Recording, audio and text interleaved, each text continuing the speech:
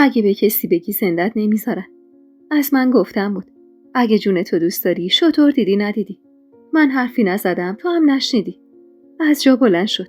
آب دهنش رو به سختی قورت داد و قدمی به عقب برداشت. مکسی کرد و گفت ننه ما رو باش. یه دیوونه رو واسمون لقمه گرفته. لبامو قنچه کردم و گفتم خوششون نمیاد به من بگی دیوونه. میزنن یه بلایی سرت میارن و اخ میکرد و برو بابایی گفت و پشتشو به هم کرد که یه دفعه صدایی به گوشم رسید. نادر دستشو پشت گردنش گذاشت و آخی گفت و به سمتم برگشت و با خش گفت کی زد تو سرم؟ برای یه لحظه‌ای خودمم ترسیدم. اما وقتی چشم خوندم و متوجه گلی شدم که روی پله‌های پشت بوم نشسته، تازه فهمیدم میشه بیشتر سر به سر این آدم گذاشت. شونه‌ای بالا انداختم و گفتم بهت که گفتم منو اذیت کنی اذیتت میکنن. نگاهی به اطرافش انداخت. تا سرشو چرخوند این بار سنگی به پاش خورد. نزدیک بود بزنم زیر خنده. وحشت کرده بود و مدام با ترس اطرافشو نگاه میکرد. این بار از یه سمت دیگه سنگ به سمتش پرتاب شده بود. هرچند خودمم یکم ترسیده بودم، اما میدونستم هرچی هست زیر سر گلیه. قدمی به عقب برداشت و گفت تو که حرفش با برخورد سنگ سوم نصفه موند و با حالی خراب پاتون کرد و به سمت مهمون خونه دوید. از دیدن آدمی با اون هیبت که اونجور ترسیده بود خندم گرفته بود. خیر سرش با اون هیکلش ادعا میکرد که 10 تا مرد و حریفه، اما از 3 تا سنگ وحشت کرده بود. برای اینکه مشکلی پیش نیاد با عجله پشت سرش به سمت مهمون خونه رفتم. خودمو حسابی مظلوم نشون دادم. دوستای عزیز و مهربونم، سحر هستم، راوی کانال داستان‌های عاشقانه با سحر. ممنون میشم با سابسکرایب کردن و به اشتراک گذاشتن ویدیوها به ما انرژی بدید که ننه و آقا شک نکنن. وارد که شدم نادر نگاه پر از وحشتش رو به هم دوخت و با صدای آرومی گفت قرار شد 2 هفته زمان بدیم. الانم بهتره دیگه مزاحمشون نشیم. ننه اخ میکرد و خواست حرفی بزنه که با چشخوره آقام ساکت شد و بی حرف برای بدرقه مهمونا رفتن. نادر تو حیاط با ترس قدم برمی داشت و هی این طرف و اون طرفش رو نگاه میکرد و به سرعت از در حیاطمون خارج شد. از خنده داشتم منفجر میشدم، ولی اگه میخندیدم همون شب ننه گورمو میکند. مخصوصا که سریا داشت خودشو آماده میکرد برای لغزگویی. خودمو کنترل کردم و با خیال راحت مشغول خوردن میوه شدم. کمی بعد ننه و آقا وارد مهمون خونه شدن. ننه با دیدن خونسردی من اخ میکرد. ذلیل مرده، باز چی کار کردی؟ با تعجب نگاش کردم. وا، مگه چی کار کردم ننه؟ آقام بی‌حوصله اومد نشست. صدای دعوا نشنوم و من میرم بخوابم. آقام که رفت ننه با حرص گفت من مطمئنم یه غلطی کردی که به سر دمشو گذاشت رو کولشو در رفت. خندیدم و گفتم مگه دم داشت؟ من ندیدم که. ننه خم شد و در قندونو برداشت و به سمتم پرت کرد. سرمو سری دزدیدم و در قندون محکم خورد به دیوار. خندم شدت گرفت. آخه همش قیافه وحشت زده نادر میومد جلو چشمم و خندم میگرفت. به سختی خودمو کنترل کردم و گفتم ننه چته؟ میگم من کاری نکردم. حرف زدیم قرار شد 2 هفته بعد خبرشون کنیم. به خدا این سر قندون میخورد به سرم ناکار میشدم. اون وقت نادر میومد سراغ تو میگفت چرا زدی زن نازنین منو ناکار کردی؟ بعدم بلند شروع کردم به خندیدن. ننه نشست روی زمین و در حالی که داشت منو نفرین میکرد گفت سحر مارچش سفید، خودتو بدبخت کردی.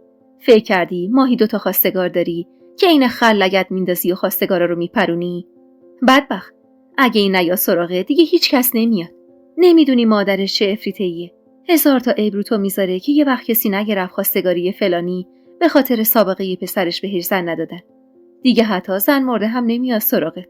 بی خیال سرمو به پشتی تکیه دادم و گفتم ننه، جون اون پسرات، اسم اینو میذاری بخت؟ مردک یه جایی سالم رو صورتش نبود. عالم و آدم ازش کتک خوردن. میخواستی منو بفرستی کتک خورش بشم؟ یعنی اینقدر از من متنفری؟ یا دوست داری زودتر شرم از سرت کم شه که اینجوری میکنی؟ پسر هیچی، خودت میگی مادر شفریت هست، نمیگی منو بیچاره میکنه. ننه که همیشه وقتی به اینجای بحث میرسیدیم هرسی میشد از اینکه جوابی برای من نداشت. با تشر گفت حالیت نیست دیگه، من خوبیه تو رو میخوام. 2 صباح دیگه من سرمو بذارم زمین، همین سریا بیچارت میکنه. حالا هم یالا برو گم شو بیرون، نمیخوام ریخت تو ببینم. از جا بلند شدم و از مهمونخونه زدم بیرون و هرچی خندیده بودم شد یه بغض گنده قد یه پرتقال و راه گلومو بست. این نه یکی دیگه. بالاخره تقدیر من این بود که زن یکی بشم که مردم تفم تو صورتش نمیندازن. بغض لعنتی رو خورد دادم و اومدم تو حیاط. نگاهی به اطرافم انداختم و با صدای آرومی گلی رو صدا زدم. کمی بعد سر و کلش پیدا شد که با خنده از روی پله‌های پشت بوم پایین می اومد. با دیدنش به سمتش رفتم و با حیرت گفتم: دختر، تو چی کار کردی؟ فکر نکردی ممکنه تو رو ببینه؟ شونه‌ای بالا انداخت و گفت: تو تاریکی منو نمیدید. خیالم راحت بود. با تعجب گفتم: یکی دیگه هم سنگ انداخت. اون کی بود؟ گلی با چشم و ابرو اشاره‌ای به بالا کرد. سرمو بالا گرفتم و با دیدن محمد که از بالای پشت بوم داشت نگاه می‌کرد، تازه فهمیدم این دو نفر دست به یکی کردن. محمد با عجله از پله‌ها پایین اومد و با خنده گفت: بابا، این مرد کم مونده بود شلوارشو خیس کنه از ترس. با صدا خندیدم و گفتم: ننه به فهم گل پسرش تو این جنایت شریک جرم بوده، دونه دونه موهاتو میکنه. محمد حق به جانب روبرو ایستاد. بابا، این مردک با عالم و آدم تو ده دعوا کرده. هیچ کس دل خوشی ازش نداره. بعد من میذاشتم بیاد خواهرمو بگیره. تازه به هادی هم گفتیم بیاد کمک. منتها از ترسش نیومد. وگرنه بلایی سرش می آوردیم که شلوارشو همینجا راستی خیس میکرد. برای اولین بار محمدو محکم بغل کردم و گفتم: خیلی ازت ممنونم داداش. این لطف تو هرگز فراموش نمیکنم. محمد بادی به قبقب انداخت. واسه خاطر تو نبود که. واسه خاطر خودم بود. واسم داشت این اوباش بشه دامادمون. با لبخند ازش فاصله گرفتم. دلیلش هرچی که بود ممنونم ازت. محمد که رفت دنبال کارش، گلی دستمو گرفت و با التماس گفت: ببین مرضیه، من کمکت کردم. تو هم باید بهم کمک کنی. خسته از پیگیری‌های گلی دستمو از دستش کشیدم و گفتم: گلی، تو بگو چه کاری از دست من برمیاد. آخه من چطور میتونم نامزدی تو رو به هم بزنم؟ بابا، واسه تو که خواستگاری خالی نیست.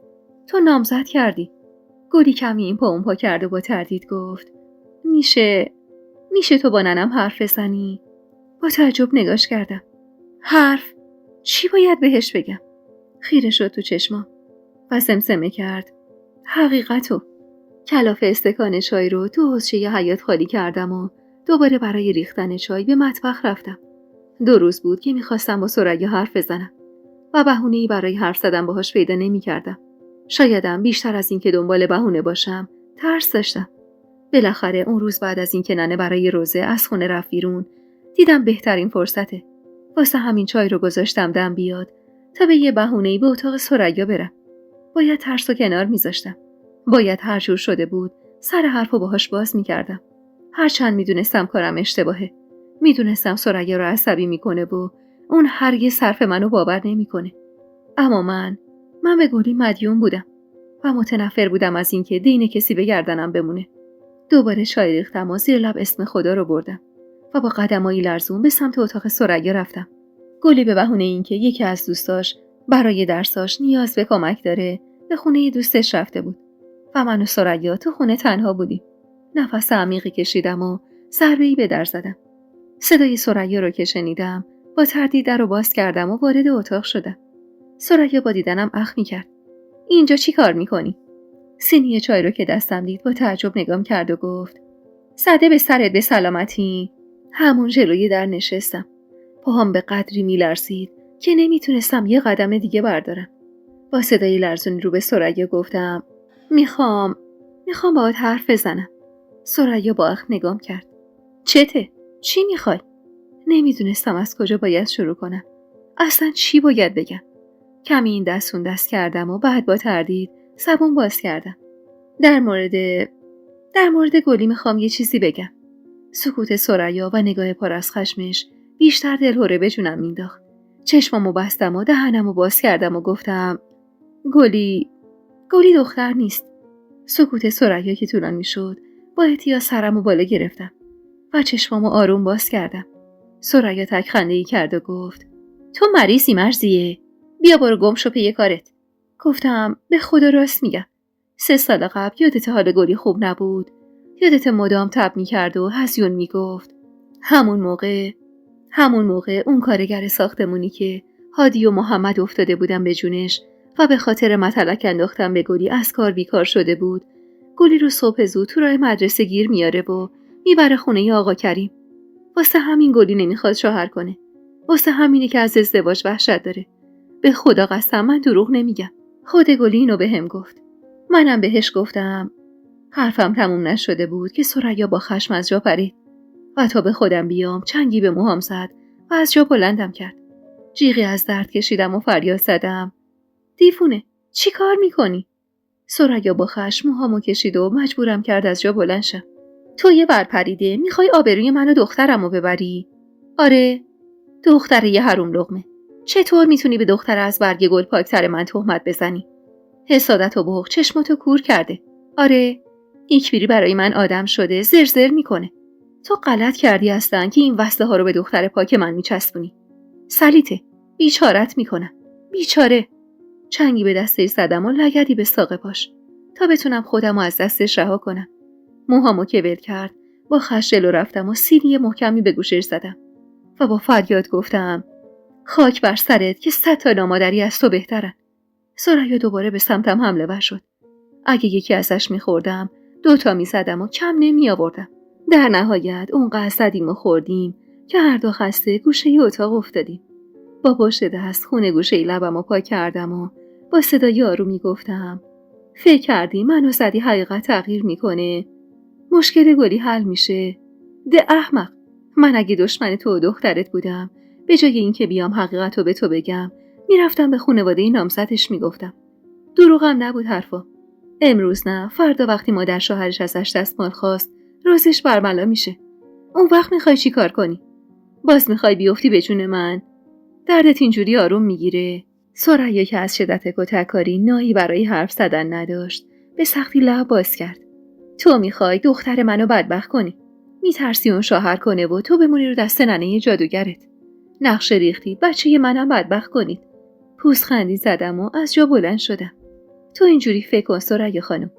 اما فردا روز اگه دختر صبح روز عروسیش با بی‌آبرویی برگشت و خونه، میخوام ببینم اون موقع هم زبونت همینقدر درازه یا نه. اینها رو گفتم و با تنی دردناک از اتاقش بیرون زدم. زن دیوانه انگار عقلش رو از دست داده بود. رفتم تو اتاق تا کمی دراز بکشم. تازه چشمم گرم خواب شده بود که در اتاق باز شد. از گوشه چشم نگاهی به سمت در انداختم. گلی بود که با رنگ و رویی پریده سری وارد اتاق شد و در رو بست. با دیدنش از جا بلند شدم و نشستم. صورتم که دید جیغ خفه‌ای کشید و با وحشت گفت چی شده مرسیه؟ پوزخندی زدم. شاهکار اون ننه کم عقلته. البته منم کم نیاوردم و یکی زد 2 تا خورد. گلی که کم مونده بود طبق معمول بزنه زیر گریه با لحن غمگینی گفت ببخشید، تقصیر من شد. بی‌حوصله دراز کشیدم و پتو روی سرم کشیدم و گفتم میشه بعد از این دست از سر من برداری گلی؟ میبینی که مادر زبون آدمیزاد حالیش نیست. تو رو سر جدت بی خیال من شو. من خودم کم گرفتاری ندارم. چند دقیقه گذشت و بعد صدای بسته شدن در به گوشم رسید. سرمو از زیر پتو بیرون کشیدم و وقتی دیدم گلی از اتاق بیرون رفته نفس راحتی کشیدم و سرمو دوباره روی بالش گذاشتم. دلم واسه گلی خیلی میسوخت، ولی خب بیشتر از اینم کاری از دستم بر نمی اومد که براش انجام بدم. روزها میگذشت و 2 هفته از خواستگاری منم میگذشت. ننه گوش به زنگ بود تا خبری از خانواده نادر بشه، اما انگار خبری ازشون نبود و من خیالم راحت شده بود که دست از سر من برداشتن و تنها نگرانی ترسم بابت این بود که نادر حرفی از دیوونه بازیای من به خانواده‌اش بزنه و خبر به گوش ننه برسه. اون روز داشتم تو حیاط رختچرکا رو میشستم. ننه هم برای خرید سبزی از خونه بیرون رفته بود. سرم گرم کار بود و زیر لب ترانه‌ای برای خودم سمسمه می‌کردم که در خونه باز شد. میدونستم ننه است. واسه همین بدون اینکه عقب برگردم مشغول انجام کاری شدم که یه دفعه با حس درد عجیبی که تو پهلوم پیچید رختها رو رها کردم و جیغی از درد کشیدم. به عقب که برگشتم صورت برزخی ننه رو دیدم که داشت لنگه دوم دمپاییش آماده می‌کرد تا به سمتم پرت کنه. سری از جا پریدم و با حرص گفتم چی کار می‌کنی ننه؟ پهلوم سوراخ شد. ننه دمپایی دوم رو هم به سمتم پرت کرد، اما من اونقدر حرفه‌ای شده بودم که سری جا خالی دادم و دمپایی خورد به دیوار. پا به زمین کوبیدم و فریاد زدم چی شده باز ننه؟ ننه با قدمای بلند جلو اومد. الهی بمیری مرضیه، بمیری، من از دستت راحت شم. ای کاش همون روزی که به دنیا اومده بودی آل می‌بردت، اینقدر منو هرس نمیدادی. چند قدمی به عقب برداشتم و گفتم ای بابا چی شده خب؟ حرف بزن منم بفهمم. ثریا از اتاقش بیرون زد و با صدای بلندی گفت چیه باز به جون هم افتادید؟ ننه هرسشو سر ثریا خالی کرد و با خش گفت به تو چه؟ مگه فضولی زنی که؟ گم شو برو تو اتاقت. ثریا برو بابایی گفت و بی توجه به ننه به سمت مطبخ رفت. ننه به سمتم حمله ور شد و نیشگون سفتی از بازوم گرفت. از درد اشک تو چشمم جمع شد. چی کار کردی مرضیه؟ باز چه گندی زدی؟ چی به اون پسره گفتی که امروز مادرش واسه من پشت چشم نازک میکنه و میگه دختر دیوونت بی خریش خودتون؟ تو میخوای منو دق بدی و بکشی؟ آره؟ آبرو تو در همسایه برده. به همه گفته دختر منیر دیوونه است. یه تختش کمه. داخل درد به جونت بیفته. تو مگه مرض داری دختر؟ خودم عقب کشیدم و با زبون درازی گفتم خوب کردم از ننه. فکر کردی خرم برم زن یکی بشم که سرگرمیش کتک زدن اینو اونه؟ ننه نشست روی زمین و بنای گریه گذاشت. ای خدا، من چه گناهی به درگاه تو کردم؟ این بچه تقاص کدوم گناه منه؟ دندونامو هرسی به هم فشردم و قدمی به جلو برداشتم و بدون اینکه به حرفم فکر کنم گفتم من تقاص گناهتم ننه. باشه، پس بشین و ببین که یه روز محتاج همین دختری میشی که روزی آرزوی مرگشو میکردی. اما اون روز از من انتظار نداشته باش بچه یه خلفی باشم برات، چون تو از بچگی فقط کینه و نفرت تو دلم کاشتی. حرفمو زدم و لگدی به لگن رخت چرکا زدم و با گریه‌ای که نمیخواستم کسی متوجهش بشه به سمت اتاقک که بالا پشت بوم که خلوتگاهم بود دویدم. نمیفهمیدم چرا ننه به من که میرسید مهر و محبت مادر و نشو فراموش میکرد. در برابر محمد و هادی به شدت مهربون بود، حاضر نبود خاری به پاشون بره. اما به من که میرسید ورد زبونش آرزوی مرگم بود و من هر چقدرم میخواستم به حرفاش بی اهمیت باشم اما ته قلبم آتیش میگرفت از این همه بیرحمی و به خودم قول میدادم اگه روزی صاحب بچه‌ای شدم و اون بچه صورت زیبایی نداشت اونقدر بهش عزت نفس بدم که در برابر احدی احساس ضعف نداشته باشه. اون روز تلخم گذشت مثل خیلی از روزای تلخ دیگه. مراسم عروسی گلی نزدیک بود و همه در تکاپوی مراسم بودن. گلی اما به شدت ضعیف شده بود و ثریا اجازه نمیداد ثانیه‌ای بهش نزدیک بشم. خیال میکرد من اون حرفا رو از خودم در آوردم و تهدیدم کرده بود که اگه یه بار دیگه در مورد اون موضوع صحبت کنم همه چی رو با آقام میگه. منم از ترس کتک خوردن از آقام که دست سنگینیم داشت سکوت کرده بودم و سرم گرم کار خودم بود. هرچند ته دلم دلشوره عجیبی برای گلی داشتم. یادم اون روز تازه از خونه شهربانو خانم برگشته بودم. مزد خوبیم بابت کارم ازشون گرفته بودم و کم کم حسابی خروس میخوند. داشتم به سمت خونه میرفتم که صدای مردونه‌ای به گوشم رسید که داشت اسممو صدا میزد. با تعجب به عقب برگشتم و با دیدن علیرضا ضربان قلبم بالا رفت و ناخودآگاه دستام به لرزه افتاد. آب دهنمو به سختی خورد دادم و زیر لب سلام آرومی کردم. علیرضا نگاهی به اطراف انداخت و وقتی از خلوت بودن کوچه مطمئن شد چند قدمی به سمتم اومد. سلام مرضیه خانم، خوبید؟ خانواده خوبن؟ گلی جان حالش چطوره؟ لب باز کردم و آهسته گفتم ممنونم، همه خوبن. کاری داشتید؟ کمی دست کرد و بعد با تردید کاغذی به سمتم گرفت. برای لحظه خیال کردم اون کاغذ مال منه. تو آسمونا سیر می‌کردم که یه دفعه علیرضا گفت ببخشید اما میشه اینو بدید به گلی خانم؟ لب گزیدم و با غصه کاغذ از دستش گرفتم. دستی به موهاش کشید و گفت شرمنده که شما رو زحمت انداختم مرضیه خانم، اما خب میدونید دیگه چند وقت دیگه عروسی ماست. اما من هنوز فرصت نکردم با گلی جان تنهایی 2 کلمه صحبت کنم. هر بارم میام خونتون به یه شکلی ازم فرار میکنه. نمیدونم چرا. شما نمیدونید مشکلش چیه؟ سری به نشونه نه تکون دادم و گفتم نه من خبر ندارم. یعنی من و گلی با وجود اینکه کمتر از 1 سال تفاوت سنی داریم اما هیچ وقت با هم صمیمی نبودیم. علیرضا لبخند محوی زد و سمسمه کرد بله مشخصه، از لحاظ رفتاری هم هیچ شباهتی به هم ندارید. شما سر کار میرید؟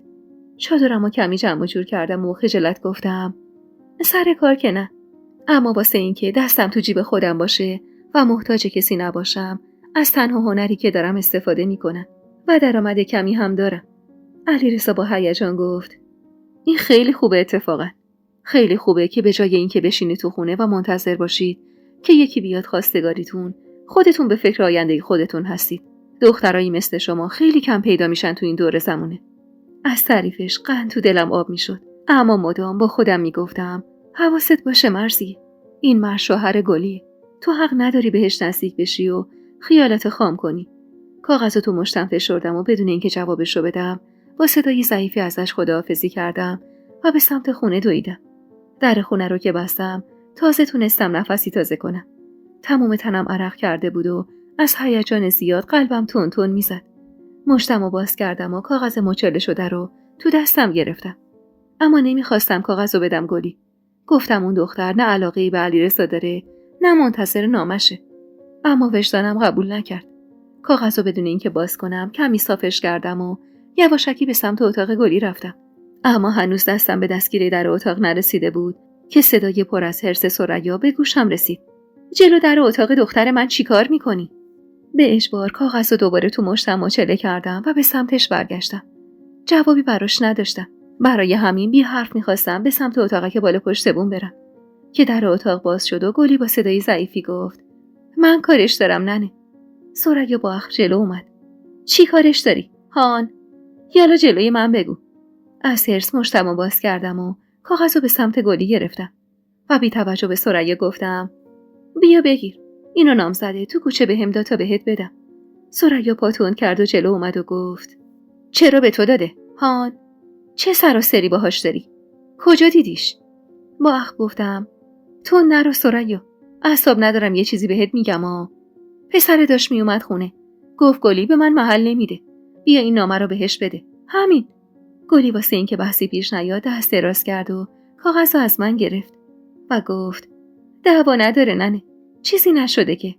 ثریا چشخوره‌ای به من رفت و گلی رو هل داد تو اتاق خودشم رفت و صداش میومد که داشت غر به سر گلی میزد که از بس به اون نامزد بدبختت محل نمیدی و تحویلش نمیگیری، برمیداره نامه مینویسه و میفرسته، اونم از طریق کی؟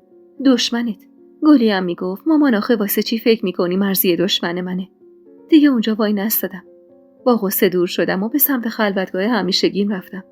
گوش کردم به حرفای ثریا فقط و فقط عذابم میداد. یادم اون شب به خاطر گرمای هوا رو پشت بوم خوابیده بودم. پشت بوم ما 2 قسمت بود. یعنی از پله ها که می اومدی بالا، از یه جایی به بعد پله ها به 2 قسمت تقسیم میشد. یه قسمت به سمت پشت بوم اتاقای ثریا اینا میرفت و یه قسمت هم به سمت پشت بوم اصلی خونه میرفت. همون سمتی که ما زندگی میکردیم. اتاقی که بالا پشت بوم سمت بوم ثریا اینا بود و من اغلب شبا همونجا میخوابیدم. اما اون شب به خاطر گرمای هوا رفته بودم رو پشت بوم. ثریا و گلی هم با فاصله از من خوابیده بودن و قسمت‌های دیگه پشت بومم ننه خوابیده بود و آقا و پسرا. منم چون تو خواب خیلی تکون می‌خوردم سمت دیوار اتاقک می‌خوابیدم. معمولا خوابم خیلی سنگین بود، اما اون شب اونقدر فکر و خیال تو سرم بود که تا نزدیکای صبح خوابم نبرد. هنوز آفتاب طلوع نکرده بود که تو خواب و بیداری متوجه حرکتی کسی شدم. صدای قدمای ضعیفی که به گوشم میرسید باعث شد چشمامو به سختی باز کنم و نگاهی به اطراف بندازم. کمی طول کشید تا چشمم به تاریکی عادت کرد و تو نور ماه متوجه قامت بلند گلی شدم که داشت با قدمای لرزون به سمت انتهای پشت بوم میرفت. برای لحظه‌ای ترس به جونم افتاد. وحشت از اینکه گلی میخواد بلایی سر خودش بیاره باعث شد با ترس از جا بلند شم. 4 دست و پا به سمت ثریا رفتم و با ترس تکونش دادم. گلی لبه پشت بوم ایستاده بود و داشت پایینو نگاه میکرد. ثریا با تکون دست من از خواب بیدار شد، اما تا خواست حرفی بزنه و اعتراض کنه دست روی دهنش گذاشتم و با وحشت اشاره‌ای به گلی کردم. ثریا نگاهش رو به سمت گلی دوخت و با دیدن دخترش انگار قالب تهی کرد. با وحشت از جا بلند شد. بازوشو گرفتم و سمسمه کردم مراقب باش نترسه که یهو خودشو نندازه پایین. ثریا با وحشت نگام کرد و سمسمه کرد چی داری میگی؟ بی توجه بهش از جا بلند شدم و با قدمای آهسته به سمت گلی رفتم. انگار تو حال خودش نبود. با غم عمیقی خیره شده بود به زمین. با احتیاط نزدیکش شدم. صدای حقیق ضعیف ثریا به گوشم میرسید، اما تو اون لحظه فقط و فقط نجات جون گلی برام مهم بود. دست دراز کردم و از دو طرف بازوی گلی رو گرفتم و به شدت به عقب کشیدمش. با حرکت من گلی هینی کشید و با وحشت به سمتم برگشت. کنترلم رو از دست دادم و با خشم سیلی محکمی به صورتش زدم و با صدایی که به سختی تلاش می‌کردم بالا نره گفتم: داری چه غلطی می‌کنی؟ گلی واسه چند ثانیه با بهت و وحشت خیره شد بهم و بعد یه دفعه بغض شکست و زد زیر گریه. ثریا با دیدن گریه دخترش نزدیک شد و با حالی خراب گلی رو بغل کرد و روی زمین نشست. سرم داشت از درد منفجر می‌شد. فکر این که اگه بیدار نمی‌شدم چه بلایی سر گلی میومد داشت دیوونم می‌کرد. چنگی به موهام زدم و با حرص گفتم: دهنتو ببند گلی. میخوای همه رو با خبر کنی؟ میخوای همه از همه چیز خبردار بشن؟ ثریا با گریه نالید: داشتی چه غلطی میکردی؟ میخواستی منو بدبخت کنی؟ گلی با حالی خراب نالید: میخواستم خودم از این درد و رنج خلاص کنم ننه. میخواستم تموم کنم این زندگی پر از نکبتو. ثریا با خشم به جون گلی افتاد. چند تا مشت به بازو و سرش کوبید.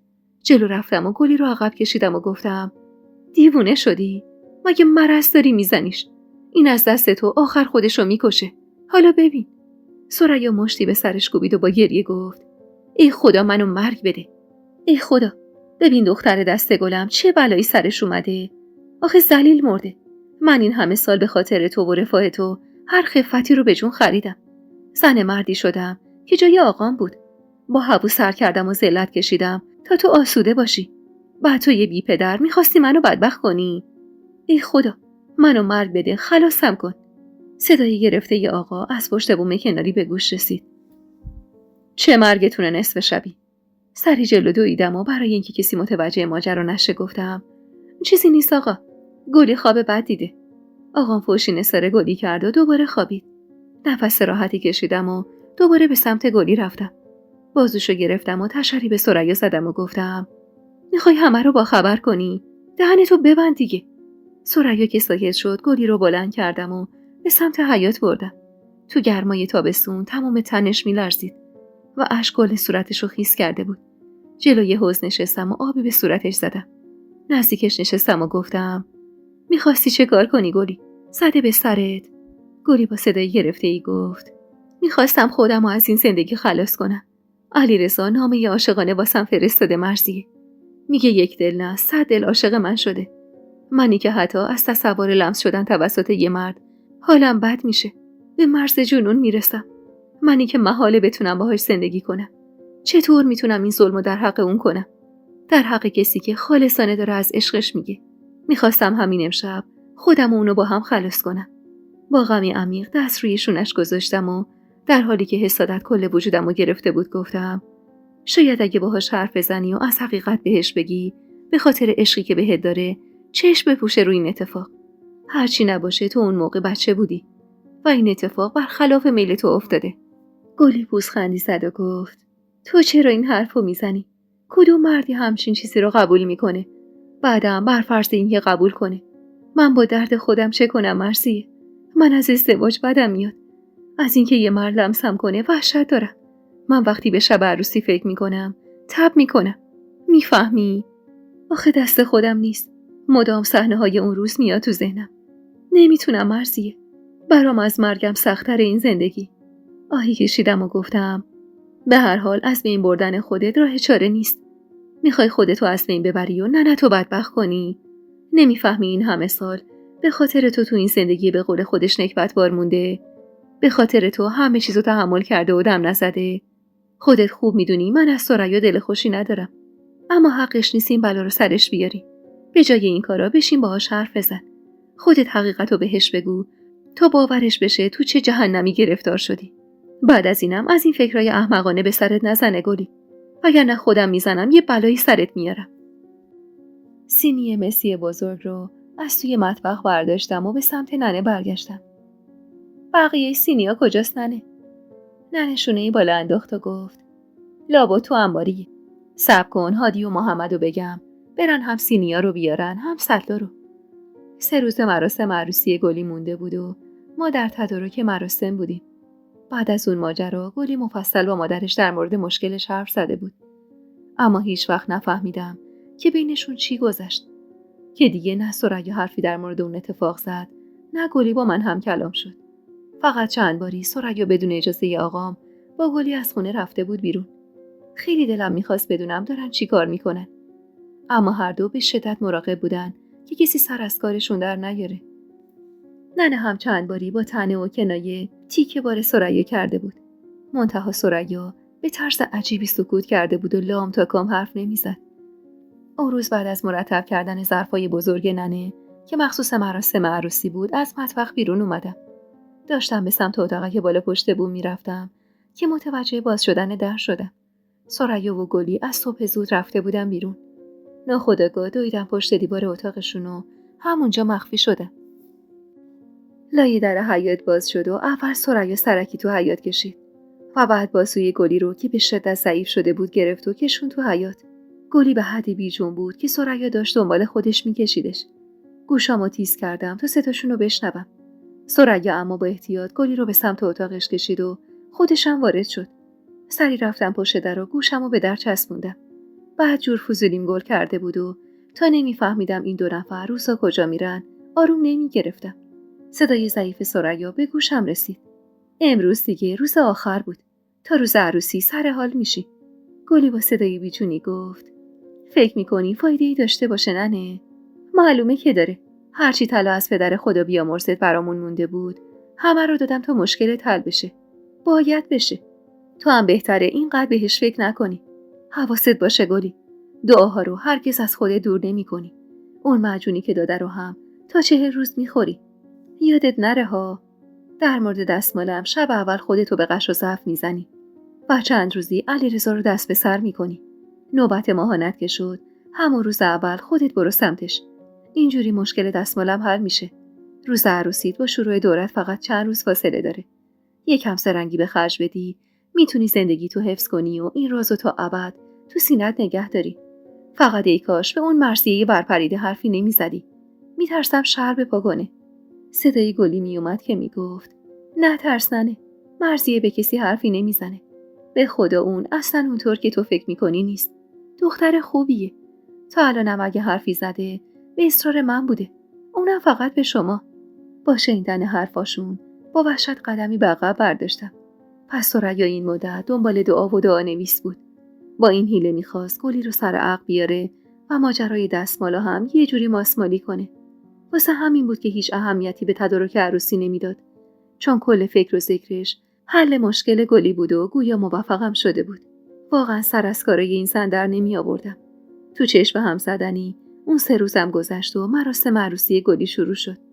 گلی اصلا اما رنگ به صورت نداشت و به زور سرخاب سفیداب کمی رنگ رو گرفته بود. من علت ترس و بی‌حالیشو میدونستم و یه بارم در حال خوردن یه مایه قهوه‌ای رنگ دیده بودمش. اما ترجیح میدادم دخالتی نکنم و اجازه بدم زمان همه چیزو مشخص کنه. دلم براش میسوخت. بازیچه‌ای دست مادرش بود و اگه از اول میرفت حقیقتو به علیرضا میگفت به نظر من خیلی بهتر بود. اون میون ننه هم به امید اینکه یکی تو عروسی گلی منو ببینه و بپسنده کلی خرج کرده بود و لباس مرتب و عروسی برام خریده بود و برخلاف رسم و رسوم به هم اجازه داده بود کمی از موهای زائد صورتمو بردارم. دلم به حالش میسوخت. واسه اینکه بتونه منو شوهر بده پاروی تمام اعتقاداتش گذاشته بود. از حق نگذریم اونقدر صورتم پرمو بود که خودمم حالم از دیدن خودم تو آینه به هم میخورد. چه رسد به مردی. یواشکی گاهی چند تا تار مو رو با موچین بر می داشتم. ولی خب این سری قرار بود علنی بشه. مدتی بود که غذامو کمتر کرده بودم و با راهنمایی‌های محمد روزی چند بار پله ها رو بالا پایین می کردم تا یکم لاغرتر بشم و الحق که چند کیلویی وزن از دست داده بودم و لاغرتر شدن صورتم کمی از زشتیش کم کرده بود. البته که عاشق شدنم هم بی تأثیر نبود و هر شب به یاد علیرضا می خوابیدم و با یاد اون پا می شدم. دیگه خبری از اون قبقب زشت و گونه های پر و گوشتیم نبود. چشمای ریزم به لطف لاغرتر شدنم کمی تو صورتم خودنمایی میکرد. جوری که 1-2 تا از همسایه ها با دیدنم از تغییر زیاد صورتم تعجب کرده بودن. ننه که مجوز استا رو داد با ذوق رفتم تو اتاقک بالا پشت بوم و با درد و گریه صورتم رو بند انداختم. نخو به شست پام بستم و شروع کردم. کارم که تموم شد نگاهی به صورت قرمز و متورمم انداختم. با وجود قرمزی صورتم بازم تغییر زیادی کرده بودم و چهرم خیلی بهتر از قبل شده بود. امید داشتم قرمزی صورتم خیلی زود برطرف بشه و بتونم بدون خجالت تو مراسم گلی حاضر بشم. چند ساعتی که از اصلاح صورتم گذشت و قرمزی صورتم برطرف شد، خودم رو خوب تو آینه نگاه کردم. دیدم نه، اونقدر هم که فکر میکردم زشت نیستم. یعنی نه اینکه با یه اصلاح شده باشم هور و پریا، نه، اما خب تغییر زیادی کرده بودم. تازه پوست صاف گندمیم داشت خودنمایی میکرد. بینیمم هرچند گوشتی بود، اما با لاغرتر شدن صورتم انگار کمی کوچیک‌تر شده بود. انگار تازه فهمیده بودم لاغر شدنم چقدر روی صورتم تأثیر گذاشته و به خودم قول دادم بازم غذامو کمتر کنم تا لاغرتر بشم و چهرم قابل تحمل بشه حداقل. روز عروسی گلی با وجود اینکه میدونستم دیگه ذره امید برای رسیدن به علیرضا وجود نداره، اما بازم ذوق داشتم. میخواستم زودتر لباسمو بپوشم و برم بین مردم تا ببینن من اونقدر هم زشت و غیر قابل تحمل نیستم. دلم میخواست علیرضا منو ببینه. میگفتم شاید 1 در 1000 یهو نظرش عوض شد. زن سفید و بور خودش رو با من گندمگون مشکی عوض کرد. رویا بافی که گناه نبود. منم حسابی رویا میبافتم. ثریا با حرص و گلی با محبت نگام میکردن. گلی میگفت خیلی چهره تغییر کرده و پوستت خیلی روشن‌تر شده و خوشگل شدی. و من هرچند میدونستم غلوب میکنه، اما قند تو دلم آب میشد از تعریفاش. تا اون سن هیچ کس ازم تعریف نکرده بود و یه جورایی انگار عقده‌ای شده بودم. قبل از اینکه جمعیت زیاد بشه، وقتی فقط خودمونیا بودیم، عاقد اومد و عقد بین گلی و علیرضا رو خوند و اون 2 نفرم با بله گفتنشون محرم شدن و رسما زن و شوهر. عروسی به خوبی برگزار شد. ثریا که خیالش بابت همه چیز راحت شده بود، با ذوق از مهمونا پذیرایی میکرد و از وسط مجلس بیرون نمی اومد و تا میتونست غیر میداد و زنا رو هم به غیر دادن تشویق میکرد. خوشحالی زیادش هم منو خوشحال میکرد هم ناراحت. خوشحال از اینکه تک دخترش رو که پدر نداشت عروس کرده بود و خیلی خوشحال بود. ناراحتم به خاطر اینکه میدیدم علیرضا چقدر ذوق داره، ولی این زن داره با کلک دخترش رو غالب این مرد میکنه. اما به خودم میگفتم به تو چه مرزیه؟ علیرضا بالاخره دیر یا زود میفهمه خیلی چیزا رو. تو نگران خودت باش که از این به بعد باید داغ این عشق تو دلت نگه داری. اون شب با وجود پچ‌پچای مردم، اما ثریا بی تفاوت به اونا خودش دست گلی رو تو دست علیرضا گذاشت و تک دخترش رو به علیرضا سپرد و ازش قول گرفت مثل چشماش مراقب دخترش باشه. ثریا بعد از اینکه عروس و داماد دست به دست هم داد، زد زیر گریه و گلی رو بغل گرفت و زیر گوشش کلی پچ کرد. بعدم که مهمونا رفتن و مجلس خودمونی تر شد، مادر علیرضا رو کشوند یه گوشه و چند کلمه‌ای باهاش حرف زد. مادر علیرضا هم به قدری از عروسی پسرش و این وسط خوشحال بود که اون لحظه گفته‌های ثریا که نمیدونم چی بود رو با لبخند تایید کرد و بعد گلی که عین بید میلرزید دست تو دست علیرضا به سمت خونه بخت رفتن. من و چند تا از فامیلای نزدیکم همراهشون رفتیم. 1 ساعتی هم تو خونه پدری علیرضا زدن و رقصیدن.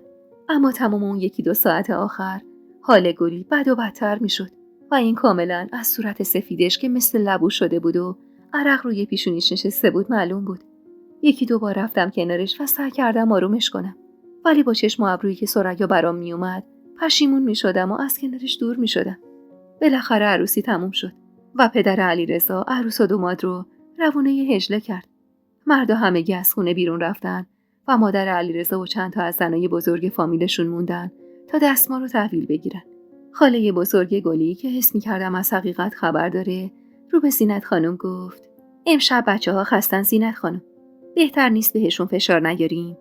مادر علیرضا اما اخ می‌کرد: مگه قراره شاخ غول بشکنن؟ هرچی که هست همین امشب باید تموم بشه. اقوام من نشستن که دستمالو ببینن و بعد برن. خواهرت هم وسط دادار دودور عروسی اینو ازم خواست. منم گفتم باشه که دست برداره از سرم. وگرنه عروسی مگه بدون هجله و دستمال میشه؟ خاله بزرگ گلی با نگرانی آشکاری سر تکون داد و نیم نگاهی به فامیل انداخت و گفت: پس ما از خدمتتون مرخص میشیم. زینت خانومم با خوشرویی گفت: کجا سیمی خانم جون؟ شما هم بمونید. بذارید دستمالو که انشالله همه دیدن و فهمیدن عروس ما از گلم پاکتره، بعد برید. والا اینجوری که شما و مادرش اصرار دارید که امشب اتفاقی نیفته، شک به دل آدم میندازه. اما نه، من به عروس گلم اعتماد دارم. پاکه، اینو میدونم. سیمی خانم اما دست باچه بود. مدام نگاهش به دور و بر بود. من کمی جلو رفتم و آهسته گفتم: من برمیگردم خونه. درست نیست بیشتر بمونم، مخصوصا که ننمم نیست. هرچند دلم میخواست بمونم ببینم چی میشه، ولی یه ترسی به جونم افتاده بود که مانع از موندنم میشد. هرچند که مطمئن بودم کمی که بگذره حتما منو هم بیرون میکنن، چون رسم نبود دختر مجرد و عصب پشت در اتاق عروس بمونه. تا همون اندازه هم که مونده بودم واسه این بود که ننه متوجه اومدنم نشده بود. تو همین فکر و خیالات بودم که عمه علیرضا که زن مسن و بد اخلاقی بود و انگار تازه متوجه حضور من شده بود، با تشر به من گفت: تو یه الف بچه اصلا موندی اینجا چیکار؟ خوبیت نداره. تو ننه نداری خوب و بد و یادت بده، یالا پاشو برو خونتون. دلم میخواست بهش بگم اگه من بچم اون دختری که فرستادی تو هجده از من بچه هم کوچیک‌تره. اما زبون به دهن گرفتم و بدون اینکه جوابشو بدم سریع از جا بلند شدم و از خونشون زدم بیرون. به شدت نگران بودم. خودمم نمیدونستم دلم میخواد ته این ازدواج به چی ختم بشه. اما هرچی که بود دلم رضا نبود که گلی آسیب ببینه. وارد خونه که شدم ثریا تو حیاط بود. با دیدن من با عجله جلو اومد و گفت: چی شد؟ سیمین نیومد؟ شونه‌ای بالا انداختم.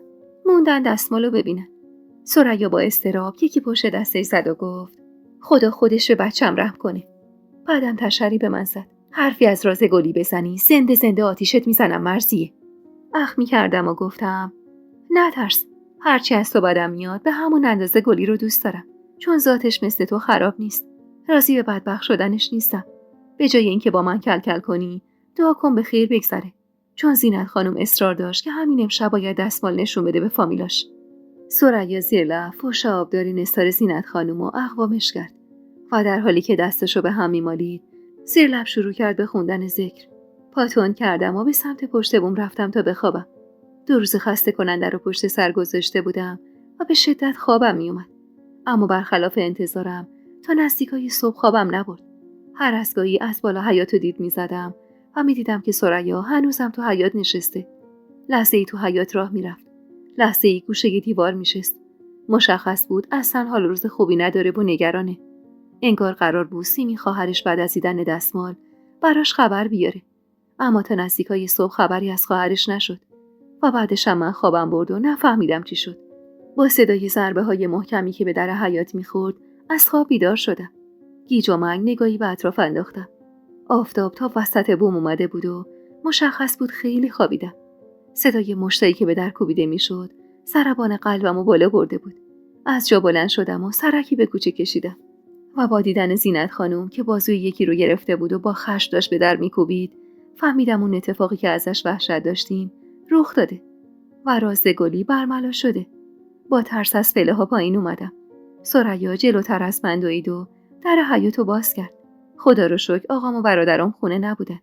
در حیاط که باز شد زینت خانم چنگی به بازوی گلی زد و پرتش کرد تو حیاط. گلی کنترلش رو از دست داد و پاش پیش خورد و زمین افتاد.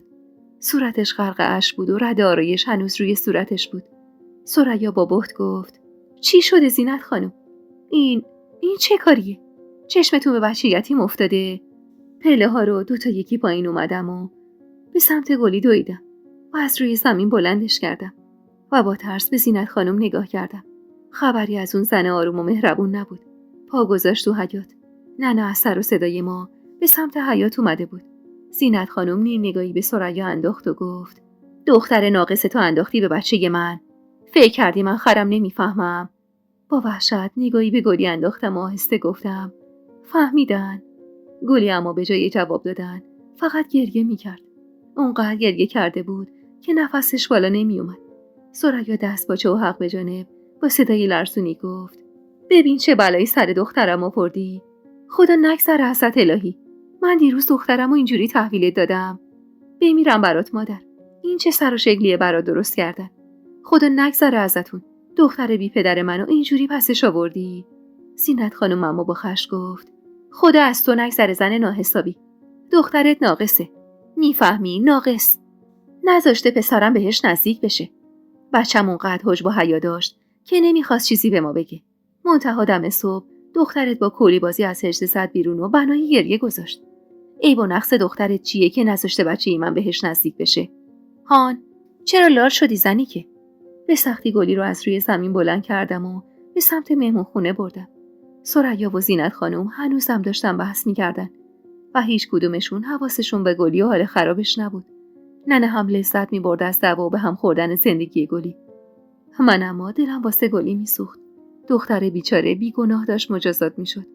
وارد مهمون خونه که شدم، درو بستم و به صدای آرومی گفتم: ده حرف بزن گلی. چی شد؟ گلی میونه گریه‌هاش به سختی گفت: چی می‌خواستی بشه؟ نتونستم تحمل کنم. بهم که نزدیک میشد یاد اون پسره میافتادم. به خدا دست خودم نبود، اما اون میخواست بهم نزدیک شه. چند باری پسش زدم و وقتی حریفش نشدم کنترلمو از دست دادم و از اتاقمون فرار کردم. زینت خانم و عمه علیرضا هم هنوز منتظر دستمال بودن. وقتی منو با اون حال دیدن هی سوال پرسیدن. منم از کوره در رفتم و گفتم نمیخوام با علیرضا زندگی کنم. گفتم نمیتونم کنارش بخوابم. من چیکار کنم مرسی؟ تو بگو. کلافه چند قدمی توی مهمونخونه راه رفتم. صدای بحث ثریا و زینت خانم تمومی نداشت. یواشکی پنجره رو باز کردم و گوش وایسادم. صدای ثریا به گوشم رسید که دست پیش گرفته بود. دختر من حجب و حیا داره خانم. میفهمی؟ از شرم و حیا و حجب و حیا بوده که روش نشده کنار پسرت بخوابه. شما لیاقت دختر منو نداری. هول نبوده که همون شب اول همه چیشو واسه پسرت بریزه بیرون. دختر من تازه 1 ساله که ماهیانه میشه. چیزی از این کارا سرش نمیشه. زینت خانم اما با تمسخر گفت: شایدم عیب و ایرادی داره و از ترس برملا شدن رازش بچه‌ی منو پس زده. از کجا معلوم؟ وگرنه من هم سن دختر تو بودم، امیرعلی مزایده بودم. هرچی که هست دختر جلوی فامیل شوهرم منو سرفکنده کرده. علیرضا من کم خواهان نداشته. عمش آرزوش بود که علیرضا دامادش بشه. اما پسر بدبخت من خام صورت قشنگ دختر تو شد. حالا هم دخترت بمونه همینجا تا من قابله بیارم و معاینش کنه. اگه دختر نبود زن نیستم اگه طلاقشو نگیرم و آبروشو نبرم. ثریا که از لرزش صداش مشخص بود حسابی ترسیده با لکنت گفت: